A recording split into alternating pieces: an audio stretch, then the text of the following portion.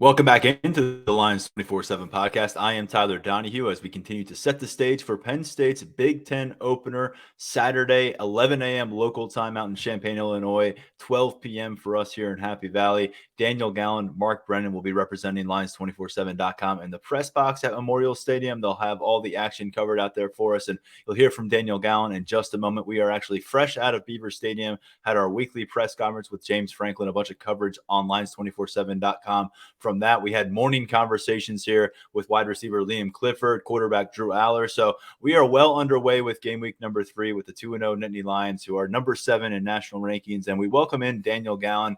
We're just a few moments away here, I guess about 20 minutes or so, from Jeremy Werner joining our conversation. He's going to break down the Fighting Illini, give us all the perspective from the opposing view as we get set for this matchup. But let's focus in on Penn State for this moment. And Daniel, as I said, these Tuesday shows are pretty quick coming out of what we heard from James Franklin. But before we get to that and some of the other stuff from Drew and from Liam this morning, just generally, Mark and I spoke big picture, 2-game sample size, 120 minutes of football. We've been waiting anxiously to see this team in action. What are your biggest takeaways from this 2-0 start as we get set to see this team embark on its Big Ten schedule? I think my biggest takeaway is that they've just looked the part. We've talked about this team being a potential contender in the Big Ten East this year, contending for the Big Ten title overall, and being in the college football playoff discussion. And I think that what you've seen out of them through the first 2 weeks, I think it's what you would expect to see from a team of that caliber. Especially just how they took care of Delaware, very thorough, very efficient, very methodical. James Franklin pointed out stuff that he wanted to get cleaned up after that game. But I think from kind of the naked eye, from us observers from where we sit, it was really hard to come away, with a lot of fixes, with a lot of corrections from that. And I think that's what you want to see. And then going back to West Virginia, that's Penn State beating a Big 12, a Power 5 team by 3 scores in prime time on the biggest stage with a first-time starter at quarterback. I think that speaks to how prepared this team was coming into the season, where their talent is, and where their ceiling is. So it's going to get harder. I mean, this game at Illinois, it's coming up an 11 a.m. kick in Champaign. No more big noon kickoff in Champaign anymore from Fox. It'll still be the A-team broadcast, but maybe a little bit less juice around campus there. But and a team in Illinois under Brett Bielema who can give you some trouble. I think it's a very high floor program. I don't know what their ceiling is in the Big Ten West and then the Big Ten, but I think that you're going to get something that is pretty solid. We know what Brett Bielema did 2 years ago when he came to Happy Valley. So I think that we're going to learn a lot this weekend, but I do think we've already learned a ton. And I think that the biggest takeaway is that it's looked like how you would expect a team with these expectations to look so far. And just, by the way, we talked about how does an opponent progress after they play Penn State? We're always curious about that. West Virginia week 2, they were playing Duquesne, so it's hard to really measure a lot of that. But they went for 600 plus offensive yards, 56 points. Obviously, we saw them really suffocated by Penn State's defense in week 1. Different kind of matchup, but just something to take account of there. Daniel, something that Mark and I discussed at length on our Monday edition of this podcast was the snap counts and the distribution and how light it turned out to be for this defensive group at large. That the leading snap totals for the defense were in the low 20s. You had Nick Dawkins, a backup offensive lineman, playing more snaps than the entire starting defensive lineman combined against Delaware. So ideally, you've got those fresh legs and you've got a great opportunity to go attack Illinois from that perspective. But we also got a long look at the offense in that game 2, and that meant a lot of offensive line work. I'm just curious what you took from taking a little bit of a peek at Penn State's depth chart, I guess, at various positions, quarterback, offensive line, even at tight end. We saw, I think, 5 guys involved there. And of course, at wide receiver, a long look as well.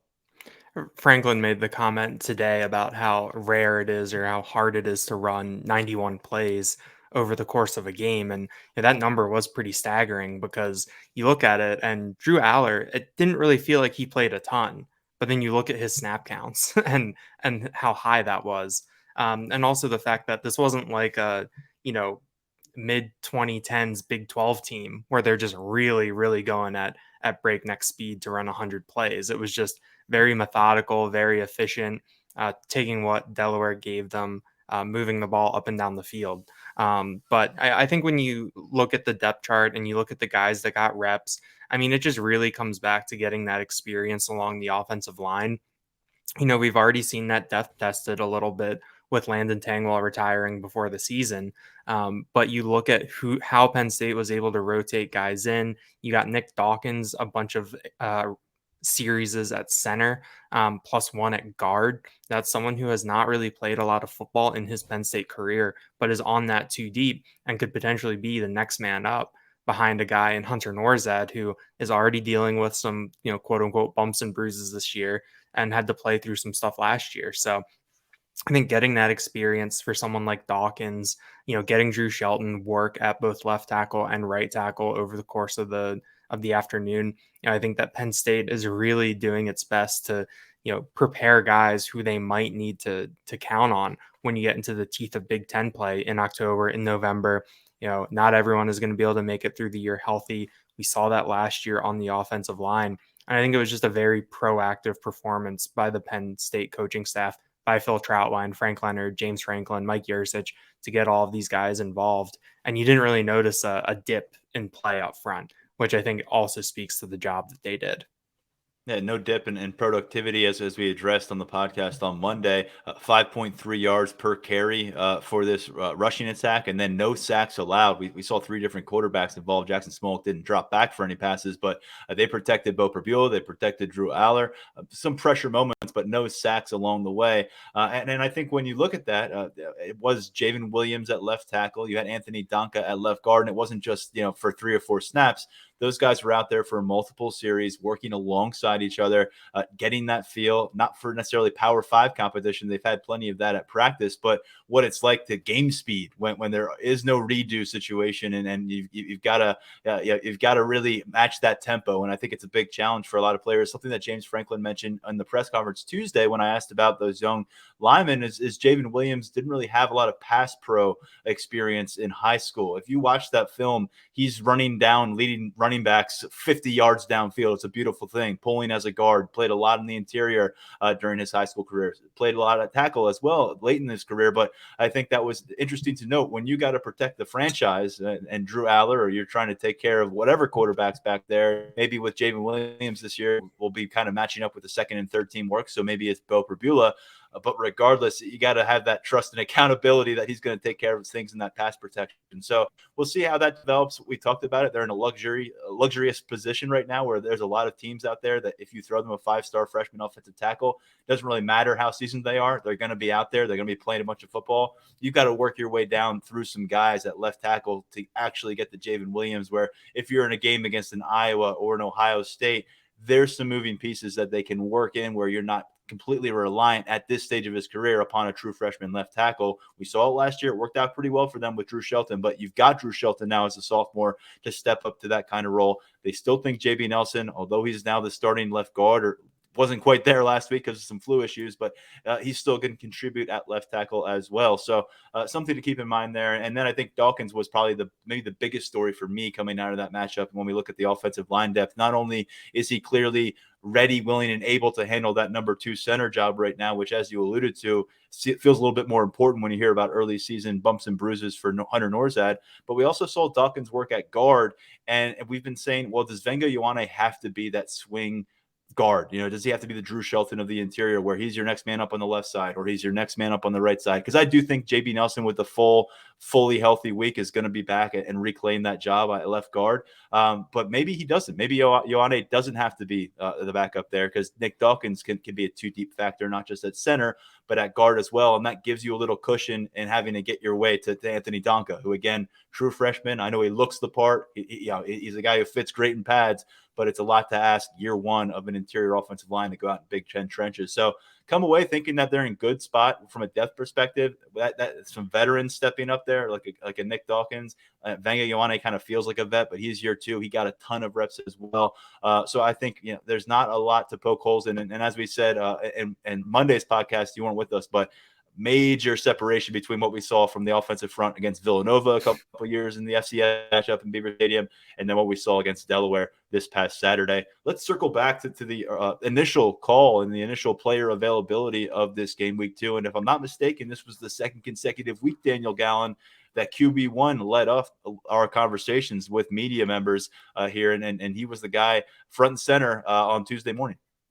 Yeah, it'll be really nice if that's a pattern that holds. You can kind of set your watch to hearing from Drew Allar at 11 a.m. every Tuesday. I would definitely appreciate that. But I think that Allar is someone where we kind of know what we're going to hear from him at this point. He's very polished. He's kind of mastered the get asked about one player, make it about the whole position group. That kind of way of speaking. But I did think it was interesting to talk to him about where he felt like the improvement was from week 1 to week 2. Last week, James Franklin talked about that. It's an old football coach cliche where this is where you're going to make your biggest improvements. Week 1 to week 2, finally getting out there in game action and seeing it. And Drew Allar said that he felt like that the pass protection and communication and the assignments, it was a lot better from week 1 to week 2. I think, like you said, no sacks allowed by the offensive line against Delaware. I think that speaks to that a little bit. And so it's just kind of continuing on that upward trajectory for him. I think that he's really confident. He understands what he's doing, what the game plan is, what the plan is each week.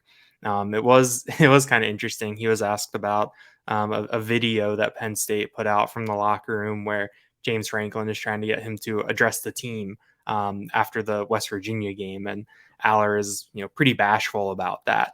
And he talked about how he doesn't necessarily feel comfortable being that center of attention. That he has kind of had to work on that vocal leadership and being that, I think, kind of stand up in front of everybody leader. I think that he's really asserted himself as a leader in kind of the day-to-day, going through the process, going through practice, being on the field in the game. But in the locker room, that type of environment, I think he's still developing. And James Franklin said that James Franklin was asked about that, and he said that that's not really what they don't need Drew Allar to be that guy right now. With what they have on the team, the guys that they have, they're not always going to need him to be that guy to step up and really set the tone. I think about what we saw pregame on Saturday on 2 occasions where the entire team was together for the huddle. One time it was Theo Johnson, another time it was Devon Elise breaking down that group. So there are guys that can step up and be those voices, be in those roles. It's not exactly what Drew Allar needs to do yet, but I think that we're kind of seeing him grow up a little bit and get used to these things, get used to this attention, the spotlight. But I do think that James Franklin is really pleased with how Allar has handled everything so far. And this kind of goes exactly with what James Franklin has told us, I think, since last January or last February, and it just being a bit of a different leadership structure for this team. Last year, it was such a centralized group of guys who could just stare at anyone on the team, and laser beams would go through them because they were that much of a significant leader. You had PJ Mustipher, a 2-time team captain, Jair Brown, who held that mantle in every kind of way you could imagine, and then Sean Clifford, a 4-time team captain, another 4-time team captain, and Jonathan Sutherland. So just a different thing where you're right. You don't want to force it. That's probably the worst thing you can do as a young quarterback is forcing that leadership. All you got to do is be that accountable guy where if you just got hit to the turf, guys gonna be helping you up. They're gonna be looking in your eyes. They want to see how you're handling that. We've seen him take some hits and step back up, and we've seen him deliver some wonderful throws. But what Mark said on Monday was interesting. I know that we talked a little about it on the podcast. He hasn't really aired it out to this point. I think it's one ball that has traveled 20 yards downfield at this point. So that is something that maybe that changes in a big way against Illinois. But the short to intermediate successes that he has had have been elite. And the one thing that was revisited here on a Tuesday morning is the ball security. I mean, Liam Clifford went back to the fact that all through training camp. He brought it up again. It's just something that was a calling card for Drew Allar. I think we all wanted those flashy reports out of fall camp about him dialing it up and throwing the ball downfield against these defensive backs. Part of it was the decision making and where those incomplete passes were landing. And to this point, there's only been one ball that I can recall that you said, whoa, don't throw that. And Keandre Lambert-Smith kind of bailed him out of that one. There will be more tests to come, but that's such a great thing to hang your hat on, because you take a lot of mistakes right now with Drew Allar. You'd accept those, you digest them because of everything else he brings to the field. But the fact that you don't need to balance those out, at least through these 2 starts and really through 12 games now, Daniel, he's got no turnovers, no fumbles, no interceptions, and hopefully we're not all jinxing him going on the road in his first Big Ten start here, which will be a challenge. But this appears to be just part of that 5-star makeup. And this is one of those aspects that you just don't know. The prospect profile can look fantastic coming out of high school, but then the turnovers can start piling up and the confidence can get impacted. That has not been something we've had to deal with Drew Allar to this stage of his career. Yeah, I think it will be interesting to see how the playbook evolves and develops over these next couple of weeks with regards to the downfield passing game. I wrote about it a little bit on Monday, going through some PFF numbers where you talk about Drew Allar's average depth of target, which means how far he's throwing the ball in the air downfield, is only 6 yards, which is, ranks pretty low. When you look at all the quarterbacks around the country.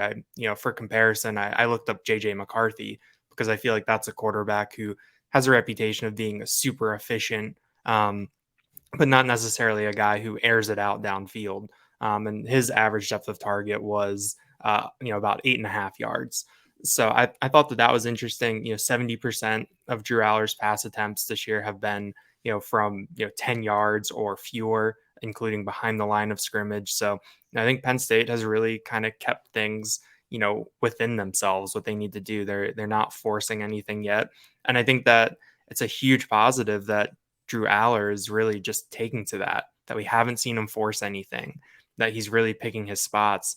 And you go back to last week against West Virginia, you saw the balls, hit the hands of some of his receivers. There's really only been the one no throw. I know that there was one throw early against Delaware. I think his only incompletion in his first 14 attempts, was just kind of a misfire to Katron Allen over the middle where there was a little bit of traffic. But he's just done such a good job of managing things. PFF has his adjusted completion percentage at 90%, which is 3rd nationally.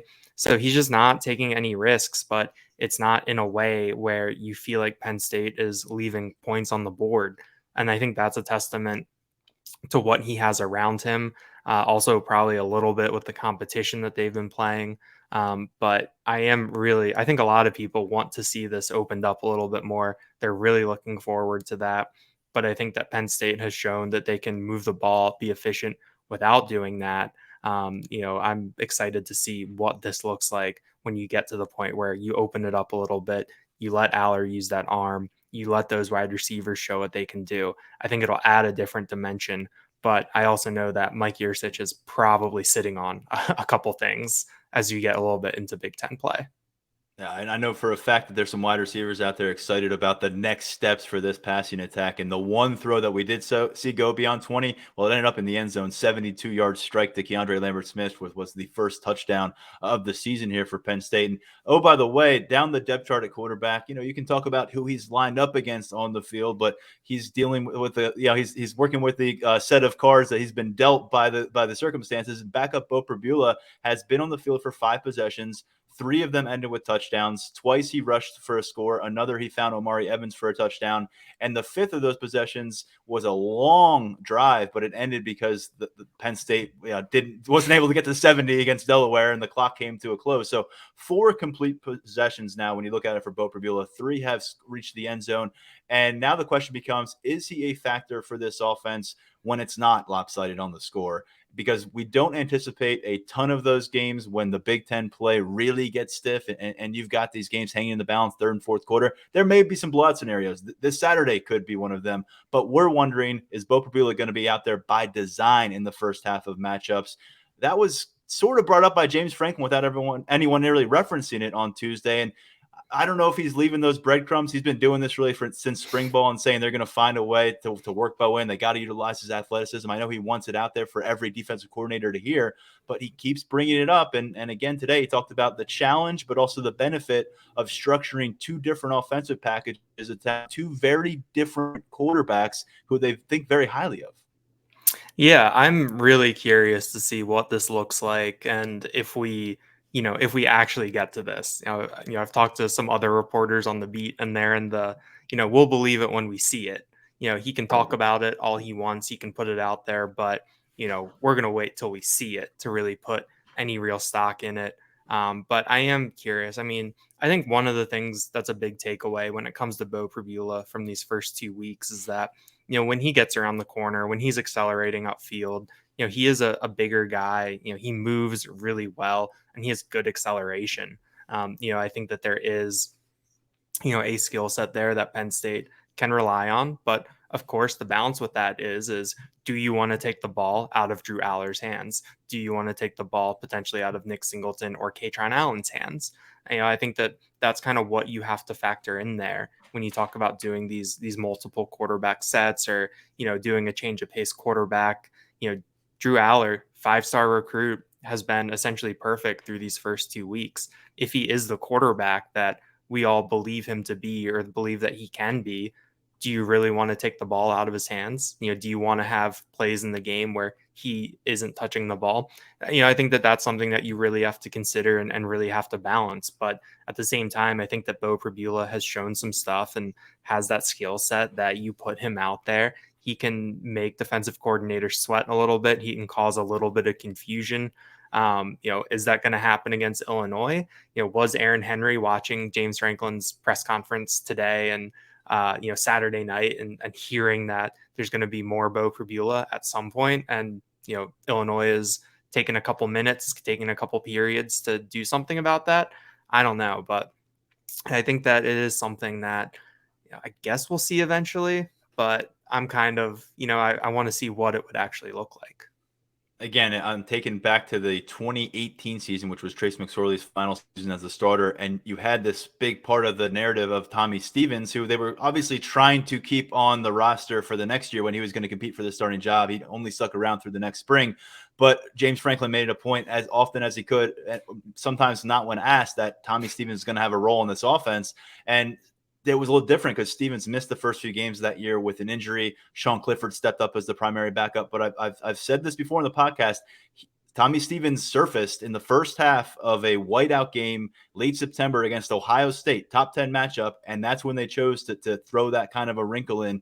So just keep an eye on the next coming weeks. I'm tempted to say maybe that Iowa game in a couple of weeks is where you could see Beau Pribula pop up in a big way, but maybe they get something on tape. Maybe they want to keep getting number 9 on the game film week by week, so something to monitor. Before we dive into it with Jeremy Werner of the Illini Inquirer and learn a lot more about the Fighting Illini in a moment, I just want to touch on some freshmen. We saw 15 freshmen play against Delaware. 5 of them were repeat performers who got involved in some way, shape, or form in week 1. Jamil Lyons, a defensive end, safety King Mack, linebacker Tony Rojas, and then cornerback Zion Tracy and Elliott Washington. So they are 2 for 2. And then 10 other guys that were involved. Defensive lineman Tyreek Blanding, offensive lineman Anthony Donka, linebacker Kavion Keys, safety Dakari Nelson, cornerback Lamont Payne, offensive lineman Chimdi Ono, tight end Andrew Rapplier, linebacker Tamir Robinson, quarterback Jackson Smolak, and offensive lineman Javen Williams. That's a lot of names, but in cross-referencing my piece here on the red shirt tracker that we have on Tuesdays, and then my piece on the snap counts that we had on Mondays,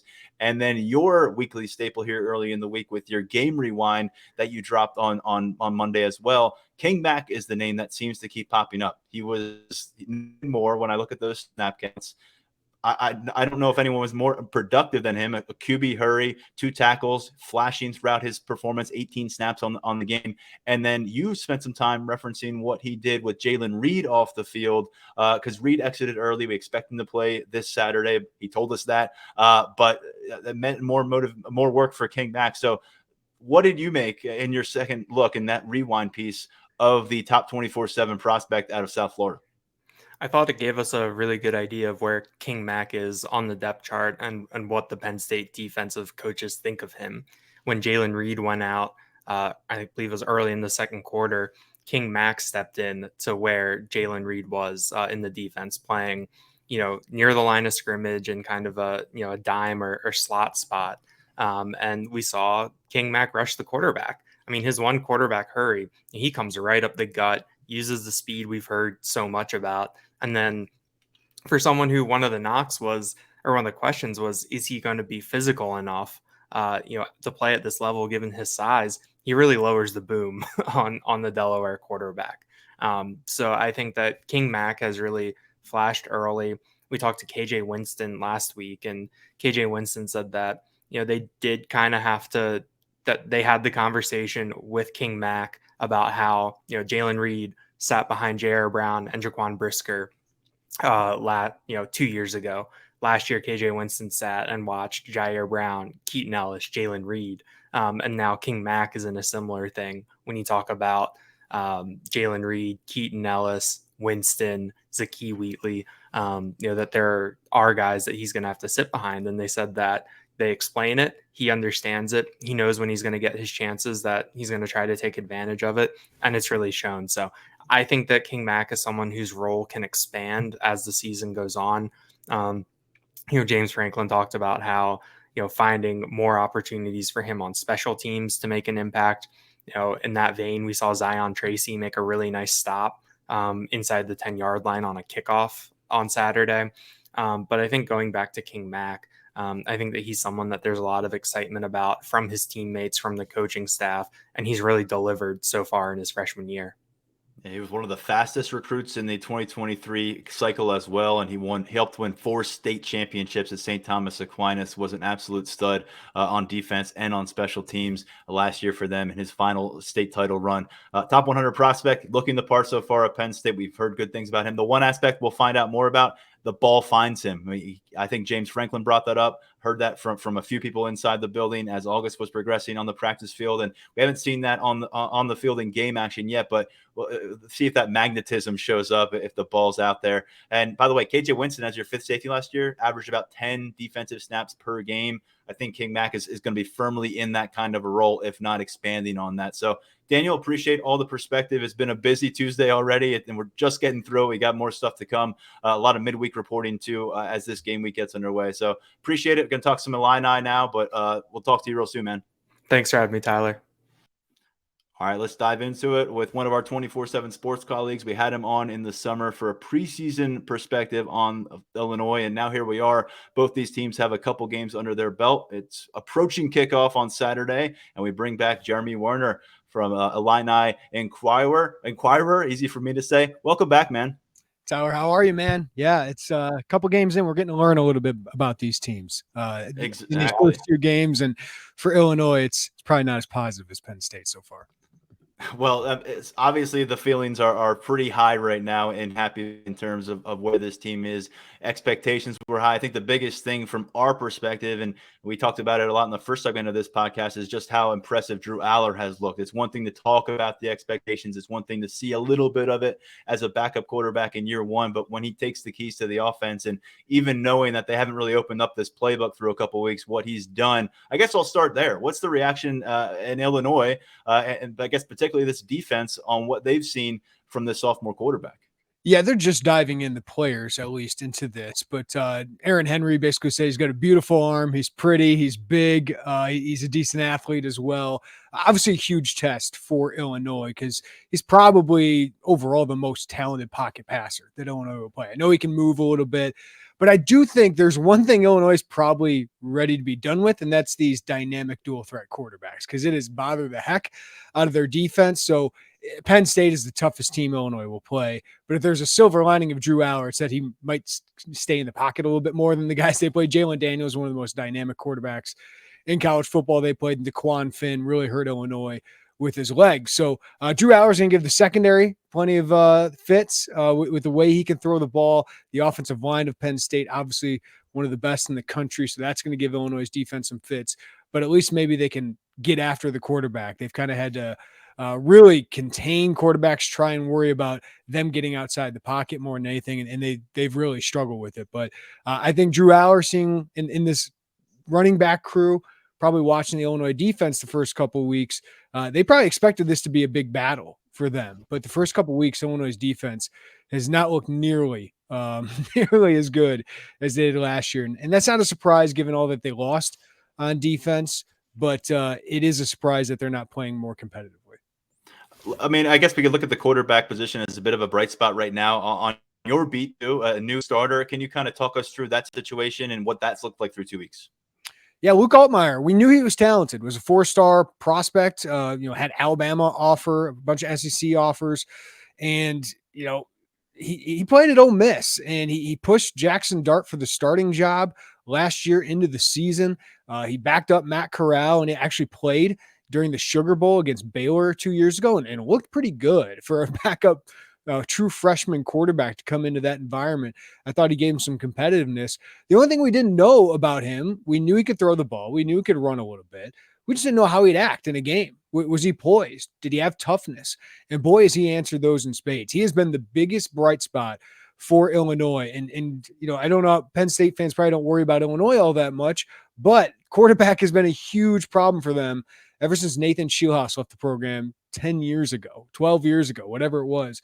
And Luke Altmaier looks like he could be a potential long-term solution. Tommy DeVito was really good for them last year, but Luke Altmaier is a better athlete. I think he's got a better arm, at least in terms of, being able to drop the ball where he wants to drop the ball downfield. Tommy had some deep accuracy issues. Tommy hit a lot of singles and doubles, but Luke Altmaier has shown the ability to hit some home runs this year, and including with his feet. He has given them a rushing element, a playmaking element with his feet that I don't know if a lot of people expected. Barry Lunny was excited about it during the spring, but when you lose Chase Brown, you're not going to replace him with one running back and maybe not two, but with 3 guys that can run the ball. I think Luke Altmaier really helps their running game.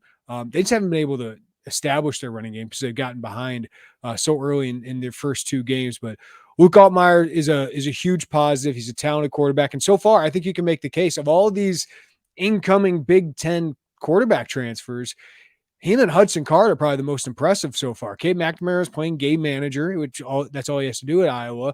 But Jeff Sims obviously has been an issue. Tanner Mordecai, I think, has had some ups and downs. I think Luke Altmaier and Hudson Card have been the 2 most positive. And it's funny because that's who Illinois went after, those 2 guys. And both those guys have been pretty good. Yeah, we'll get a look at McNamara the next week when Iowa comes to town for the whiteout game. And look, through 2 games, I'm looking through what Illinois has done or failed to do, I guess, in some cases. But it went on that last-second field goal. And you told us back in the summer, hey, I know you looked at Toledo in the opening slot, and you may want to look past it and get to the Big Ten action, but pay attention to that Toledo game. I want to hear from you. How exactly did that go? How dicey was it? Because when you're relying on a field goal with 5 seconds left to win your home opener as a Big Ten team against a group of 5 opponent, comes across as pretty dicey. Oh, it was really dicey. They should have lost that game. They went and won it. I give them credit. Toledo, they are a MAC team. I get it. I think Penn State would beat them by 2 or 3 scores, but they're a good MAC team. I think that's a team that's got a chance to win 10-plus games this year and win the MAC for a second straight year. So I knew that was a tough game. And when you have so much newness, I thought that would be a struggle. But the one biggest concern about that game was Illinois lost in the trenches. I mean, Tyler, you and I talked about the offseason. Illinois got 3 all Big Ten offensive linemen coming back, including 2 guys that could get drafted, Isaiah Adams and Julian Pearl. They have a great defensive front coming back. Johnny Newton was phenomenal against Kansas. Keith Randolph was really good against Toledo. But their outside linebackers have really struggled. Gabe Backus was a freshman All-American. Seth Coleman was an All-Big Ten guy. That front has really struggled. Their linebackers have really struggled, and they just really got beat in the trenches by Toledo. They got outrushed by them. So that was a big concern. I thought they were better on the offensive line, at least running the ball against Kansas. But Toledo, Illinois had so many self-inflicted wounds, so many penalties. That has not been the case really during the Brett Bielema era. A lot of them after the play, unsportsmanlike penalties. Against Toledo, they had 3 third downs that they were about to get off the field, but Illinois had a penalty on 3rd down, and all those led to 17 points and 110 extra yards. So if they just took those away, it would have been a completely different game, but they did those. And then at Kansas, they had some crucial penalties, but Kansas was more schematic. Kansas was more concerning from a athlete perspective at linebacker and in the secondary, because Kansas just spread them out and really just out-schemed them and out executed them. So that's where it was a concern against them. I thought they were better in the trenches, holding up. They were more physical, but that's why this week, Aaron Henry came out, and usually we just go and ask the coordinators questions. Aaron Henry came out with an opening statement to say, this is all on me. Like, he has some big shoes to fill. And Ryan Walters, who's now the Purdue head coach, Ryan Walters was a phenomenal play caller. Brett Bielema promotes Aaron Henry in part to keep him from going to Ryan Walters, but he had no play calling experience before. And I think with so many new pieces in the secondary, and figuring out what he wants to be defensively, this has been a huge week for the Illinois staff to self-evaluate their defensive scheme and figure out what is the best way to compete with a new group. So Aaron Henry's kind of learning on the job here, and this is where Brett Bielema really has to come into play. The hope for Illinois is they did this 2 years ago. Ryan Walters' defense struggled its first 3 games. They completely changed a lot of things. They wholesale changes to their personnel, how they played, and then they became one of the most dominant defenses in the country for the last 2 years. So the staff needs to put their guys in better positions to win, and I think that's become loud and clear the first 2 games. I mean, this was a game that was on Friday night against Kansas, so there was a little more attention on it than a normal matchup. That's in the myriad of matchups on a Saturday. So a lot of eyes were on it, and Illinois at 3.5-point dog, and then they fall behind 21-0 in that second quarter. It's 28-7 at halftime. It's 34-7 late in the third quarter. A couple of touchdowns from Altmaier on the mound make it 34-23 at the end of this game. But when you look at early in this matchup on Saturday, when you're in your seat in the press box, it's 11:05 or whatever, and you see Illinois hit the field against Penn State, what are the carryover concerns that you want to see this team be able to dispel relatively early in the matchup? Otherwise, it could sink them for a second straight week. Brett Bielema's motto is tough, smart, dependable. That's what he wants us to be. I mean, Illinois has to be a developmental program, right? They're not going to recruit like Penn State, Michigan, Ohio State. They have to do what Iowa has done, what Wisconsin has done. They want to be a physical football team. That has not shown in the first 2 games for the most part. They need to be able to run the ball, get short yardage situations, and set themselves up for some play action, for some deep shots, because I think Altmaier can do it. They've just had to throw the ball because they've been behind by so much here recently. So I got to see them establish their run game, which is going to be very difficult against maybe the best defensive front they're going to see all year. But we saw them do it 2 years ago. I know Penn State's improved a lot in the trenches and stud linebackers there, but they need to show an identity on both sides of the ball. And for the offense, that's being the more physical unit in the trenches. And then Luke Altmaier can make some plays. So if you grind this game down a little bit, I think that's what Illinois wants to do, but they just have not been able to prolong drives and put together long drives. They've struggled on some short yardage situations. Altmaier has really been phenomenal in kind of, making something out of nothing at times.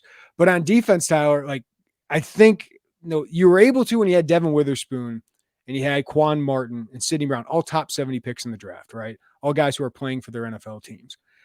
If you can't run as much man-to-man, right, without those guys, because you just don't have the talent. You don't have the dudes to maybe cover. But what it made Illinois so good was beyond having those guys was they were so aggressive, just relentlessly aggressive. I watched 5 years of Lovie Smith defense just sit back, let quarterbacks know where they're going to go before the snap, and try to play zone and get turnovers. And it would just it's you can't give 18 to 22-year-old quarterbacks the pre-snap read. You got to confuse them. You got to put them under duress. And even if they beat you, I'm fine with that. If Drew Allar beats you with accurate passes and good downfield throws, that's fine. But Illinois has to find a way to get pressure on him. They've not been able to get pressure on quarterbacks. Part of that is they're afraid of quarterbacks running. So I'm interested to see how they go against Allar. But I think they got to get back to that aggressive mentality. Put your guys in man-to-man coverage. They always have a deep free safety about 20 yards down the field. Hopefully he can clean up if you have any mistakes. But I think they just got to increase the pressure, rush 5 guys, rush 6 guys at times, and just get after the quarterbacks. Because right now those guys are just dicing Illinois up. Well, Fox's Big Noon Kickoff has decided to chase Coach Prime elsewhere. They will not be setting up shop in Champaign before this one. But I'd imagine there's still considerable buzz about this Big Ten opener and who they're playing and a top 10 opponent, what it would mean if they're able to threaten and pull off an upset in this kind of scenario. What are the vibes right now? Coming off of a loss like that they suffered against Kansas is going to put a bit of a dent into that. But how does it kind of seem like this team, this Illinois Fighting Illini community is responding to this challenge of Penn State coming to town? Yeah, they're bummed after what they saw against Kansas because they saw an uncompetitive team, and that reminded them of the Lovie Smith, the Tim Beckman era, right? Like it's happened too often where Illinois just doesn't compete in games. Now they showed some fight in the second half, and Luke Altmaier gives them a little bit of hope, but this was a season that there was a lot of optimism. They sold 10,000 more season tickets so far this season. I would expect the crowd to be around 50,000, something like that, which is not a capacity crowd by about 10,000. But if they would have beat Kansas, I think this could have been a sellout. So I do think you lost some fans, a drive out crowd from coming here and potentially, ranked. Illinois could have been ranked if they beat Kansas. And now, you're probably staring down 1-2, given how good Penn State is. But this is an opportunity for Illinois. I predicted them to start 1-2. I thought it would be a struggle to start. But the way they played against Kansas was dispiriting. But it is an opportunity for Illinois, even if it's just a competitive game, to show that, hey, this is a tough schedule. Illinois, I think through the first 3 weeks, probably going to have one of the toughest schedules in the Big Ten. Right now, they're the 4th toughest. And I can think after playing Penn State, it might be the toughest or the 2nd toughest. But the Big Ten West is next. And you got Florida Atlantic and a bunch of winnable games in the Big Ten West. Their goals will still be there. So I think if Illinois just makes Penn State sweat into the 4th quarter, that's an encouraging sign. But Illinois did beat Penn State a couple of years ago. Brett Bielema always seems to rally the troops. I do believe this is a good coaching staff.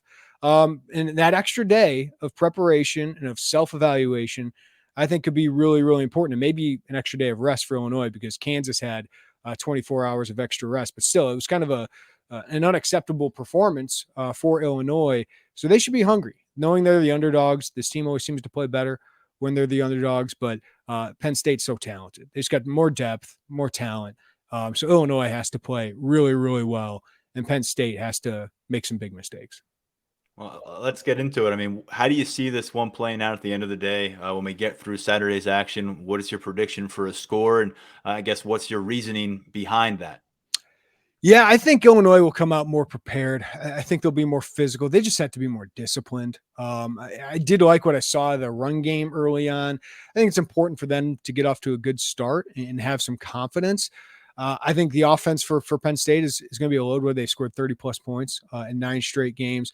And I'm really concerned about the running backs of Penn State because Illinois' linebackers have looked poor early on in this season. I think that's a tough matchup for them.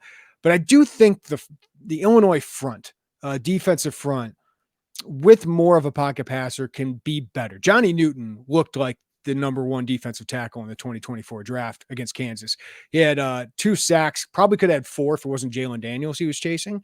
So he is a one-man wrecking crew at times. Keith Randolph's a future pro, and they just need to get more out of Gabe Ackes and Seth Coleman on the edges. But I'm interested to see Penn State. I know they have talent at wide receiver. Who emerges there? But the Illinois secondary is a little susceptible. They're smaller group, but they do have a couple guys, Xavier Scott and Miles Scott, who've been encouraging in the back end. For offense, they have to be able to put together some long drives. They have to be able to establish the run game. And again, I know how difficult that is against Penn State, but if you're going to be a Big Ten West contender, you have to be able to run against good defenses. Because one thing Big Ten West has is good defense. Whereas Minnesota, Iowa, Wisconsin usually does. They have to establish the run game and just set themselves up in easier third downs and move the ball down the field. So I think Luke Altmaier can make some plays and give Penn State some fits there. But it's just I think Penn State's too talented. So I sent you my prediction. 31-16. I think that's Penn State covering now because they're 14.5. But, if Illinois it was a 1-possession game going into the 4th quarter, I think that'd be encouraging, even though I know Brett Bielema is not about moral victories. Just give yourself a chance going into the 4th quarter. They did not do that against Kansas. Well, we know a couple of years ago, should not take anything for granted on this and from Penn State's perspective. So we'll come kickoff. I'll be on your podcast later this week. So I look forward to chatting about this one a little bit more. And over at Lions247.com in our Thursday Know the Foe feature, a lot more from Jeremy on what to expect from Illinois, what's worked for them, what's been good, bad, and ugly through a couple of games here. So appreciate all the perspective, all the inside intel from your end, Jeremy.